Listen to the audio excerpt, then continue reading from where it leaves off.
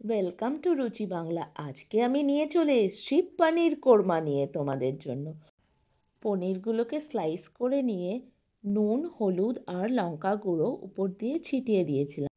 তারপরে একটা প্যানের মধ্যে সাদা তেল আর 1 চামচ ঘি দিয়ে ভালো করে গরম করে নিয়েছিলাম। একটা বাটির মধ্যে হলুদ গুঁড়ো, লঙ্কা গুঁড়ো, জিরে গুঁড়ো আর ধনে গুঁড়ো দিয়ে ভালো করে জল দিয়ে মিক্স করে রেখেছি। তবে মশলাটার মধ্যে জল একদম সামান্য পরিমাণে থাকবে।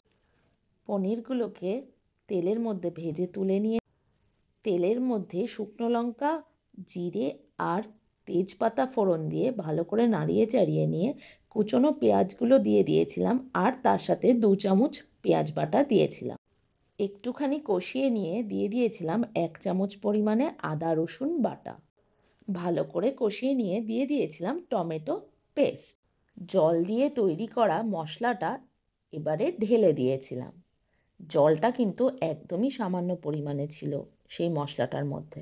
তারপরে ভালো করে কষিয়ে নিয়ে ঢাকা দিয়ে দিয়েছিলাম 10 মিনিটের জন্য, যাতে গ্রেভিটা তৈরি হয়ে যায়। দিয়ে দিয়েছিলাম টক দই আর ভালো করে কষিয়ে নিয়ে তারপরে দিয়ে দিয়েছিলাম 1/2 চামচ গরম মশলা গুঁড়ো আর 1/2 চামচ গোলমরিচের গুঁড়ো।